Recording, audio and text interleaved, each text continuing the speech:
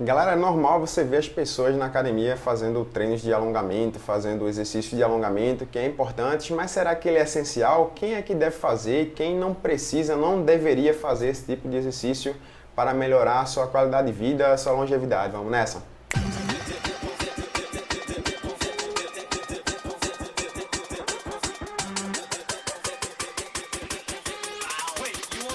Então, galera, se não me conhece, THG Nascimento aqui. Nesse vídeo de hoje vai trocar uma ideia sobre flexibilidade, que é um tema que é bastante debatido ainda. As pessoas não sabem muito bem para que serve, não sabem se deve ou não fazer. E aí eu vou trazer aqui minha opinião baseada, obviamente, no que eu estudei, no que eu estudo diariamente sobre treinamento físico, sobre exercício físico e coisas afins. E aí vocês vão decidir ou não se a flexibilidade é uma coisa que você deve treinar, que você deve fazer antes do seu treino. Aí a gente pode também trazer aqui um pouco relacionado à mobilidade articular. Beleza? Tamo junto?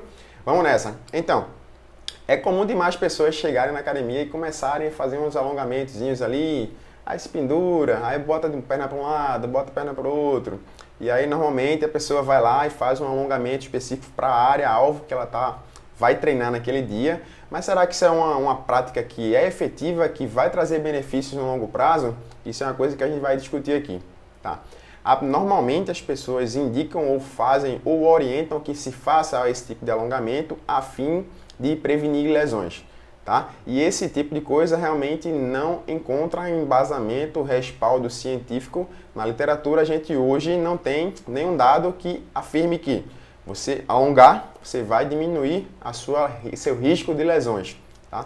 Essas duas coisas elas não se comunicam. Não existem dados na literatura científica que corroborem com a ideia de que você alongar antes de fazer alguma atividade você vai diminuir o risco de lesão. Tá? Na literatura não tem esse tipo de correlação, não existe um dado científico que consiga comprovar essa correlação entre essas duas coisas.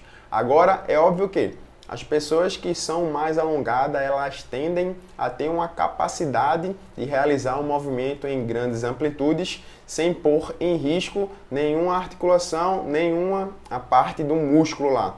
Se o músculo tem uma capacidade maior de se alongar, ele tende a ter uma menor propensão à lesão naquele grau de estiramento que a musculatura consegue fazer sem nenhum esforço, por assim dizer. Agora, no caso contrário, a pessoa não tem uma flexibilidade boa, ela tem uma flexibilidade ruim. E quando ela, dentro dos esportes, normalmente isso acontece mais, ela é exposta a um grau de amplitude maior do que aquilo que o organismo dela conseguiria dar, aí essa pessoa pode ser que venha a lesionar. Tá? Repito, não existem dados na literatura científica corroborando que você fazia alongamento antes e lesão, não existe. Tá? Diferentemente de um vídeo que eu postei aqui falando sobre um exercício, que esse exercício em si, ele é capaz de reduzir a quantidade de lesões que você tem na musculatura posterior da coxa. Os autores na ocasião lá não conseguiram identificar o que exatamente faz com que essa proteção contra a lesão aconteça, porém existe uma suposição por parte dos autores que diz respeito a você ter uma capacidade de suportar uma carga na fase excêntrica do movimento, aquele momento em que você está alongando a musculatura, como é o caso da parte onde você desce o cotovelo na fase no exercício de rosca direta, por exemplo, na fase que você está agachando, você está descendo no exercício como agachamento. Tá? Essa é uma suposição dos autores em que você é capaz de suportar mais carga nessa fase excêntrica, visto que é um exercício pesado para a maioria das pessoas. E as pessoas não costumam treinar com a carga alta, com grandes amplitudes de movimento, pelo menos. Tá? Para que isso aconteça, a pessoa tem que ter uma determinada força grande. Você tem uma força grande para você suportar grandes amplitudes com cargas altas. Isso é o que normalmente não acontece. Beleza? E aí a gente costuma ver um bocado, as pessoas chegam para fazer avaliação física e estão com a flexibilidade que a gente mede através do banco de Wells, no nosso caso aqui. E aí as pessoas elas têm uma dificuldade grande, elas não conseguem desempenhar um bom score ali naquele teste. Isso dá um indício de que essa pessoa realmente precisa melhorar a musculatura, principalmente a musculatura posterior da coxa. tá? Encurtada. E aí isso dificulta na realização de alguns exercícios, como por exemplo o stiff, como por exemplo o deadlift, ou até mesmo o agachamento ela não consegue fazer da maneira que deveria por conta desse encurtamento muscular, por conta dessa musculatura estar um pouco, não desempenhar a capacidade, a amplitude de movimento, não permitir que o organismo faça o movimento de maneira completa por conta dessa incapacidade de elasticidade do músculo. Essa flexibilidade dela, ela é reduzida por conta desse fator, beleza? E aí para essa pessoa especificamente, você deve fazer com que ela faça outros exercícios até que ela tenha condição de fazer esses exercícios mais complexos que dependem muito da flexibilidade dela para realizar um bom movimento, um movimento adequado, sem expor nenhuma outra articulação. Ou fazer uma adaptação dentro do próprio exercício, de maneira que ela não perca o padrão motor, de maneira que ela não faça um movimento a fim de expor outras articulações, outras estruturas que não foram projetadas para receber, suportar carga naquela direção, naquela mesma forma que ela vem fazendo. Um exemplo clássico disso é a pessoa fazer o exercício de stiff.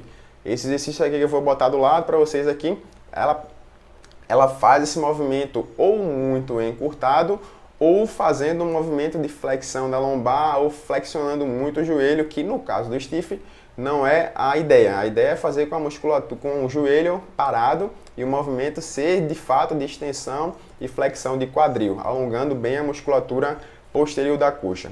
E se ela não tem flexibilidade para isso, ela vai inventar de fazer, ela vai começar a compensar. Vai fazer os movimentos que não deveriam naquela musculatura, naquela articulação, naquele momento.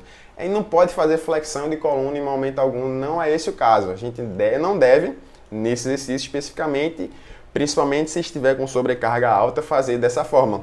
A coluna não foi projetada para receber sobrecargas altas nessa posição aí, beleza? Diferentemente no agachamento, que se você tiver com suporte adequado, se tiver um bom padrão de movimento, você consegue fazer com muito mais carga que esse aí, inclusive.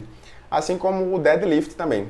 Agora, como o deadlift, a gente faz uma flexão de quadril, faz uma flexão de joelho, a tendência é que você consiga fazer com maior facilidade se o seu problema é encurtamento no posterior de coxa. Se o seu encurtamento é no posterior de coxa, você não tem grandes problemas em realizar o exercício deadlift por conta dessa deficiência, desse problema de flexibilidade em si, beleza? E aí, quem é a pessoa que deve fazer flexibilidade? Aquelas pessoas que têm um problema, têm uma dificuldade de realizar o alongamento dentro daquela capacidade, dentro daquele grau de amplitude de movimento, que observando o padrão de movimento dentro dos exercícios, realmente necessitam, ela deixa de fazer o movimento de maneira adequada por conta de encurtamento muscular.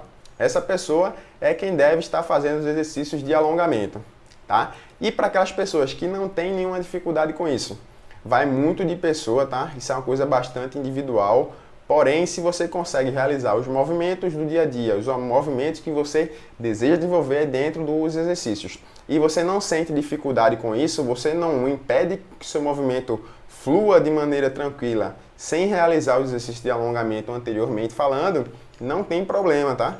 E aí, se você, por exemplo, tiver uma atividade, for fazer um exercício, e você perceber que está dificultando o movimento por conta de que você está perdendo essa flexibilidade, e se você é uma pessoa que se mantém ativa, se você faz os movimentos com amplitudes adequadas, isso não vai acontecer. Se por acaso isso vier a acontecer por conta de um período de desuso, um período que você tinha uma quantidade, uma demanda grande de atividades, de alongamento, como por exemplo, era mais jovem, fazia balé, e depois você parou de fazer tudo, a tendência é que você realmente perca essa capacidade, tá? Que, repito, é uma capacidade que é importante, mas depende muito da necessidade do seu dia a dia. Beleza? Tamo junto! Bom, para o vídeo de hoje foi isso. Se você acha que essas informações podem ser importantes, pode agregar para alguém que você conhece, encaminha para essa pessoa, me diz aqui o que você está achando desses vídeos e tamo junto, valeu, até a próxima!